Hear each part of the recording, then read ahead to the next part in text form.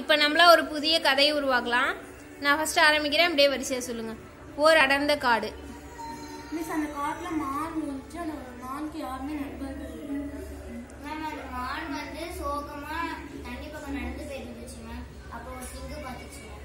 Miss அந்த சிங்கத்தை பார்த்துட்டு மான் வந்து பயந்து ஓடுச்சு.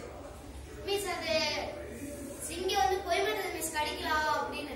ஆனா உள்ள வெளியே வந்து நல்ல மாதிரி இருந்துட்டு உள்ள கெட்டவங்களா இருக்காங்க. ஓகே மிஸ் அப்புறமேட்டு அந்த சிங்கம் வந்து நான் உனக்கு கடிக்க மாட்டேன், நீங்க நானும் ஃப்ரெண்டா இருக்கலாம் அப்படின்னு சொல்லி மிஸ் அதுக்கப்புறம் சிங்கம் வந்து பார்த்தோன்னே கடிச்சிருச்சு மிஸ் பசியில. மிஸ் அந்த சிங்கம் கடிச்சனால அது இறந்துருச்சு மிஸ். Okay very good. இந்த கதையிலேருந்து இந்த கதையில இருந்து நம்ம யாரையுமே உடனே நண்பர்களா இருக்கக்கூடாது,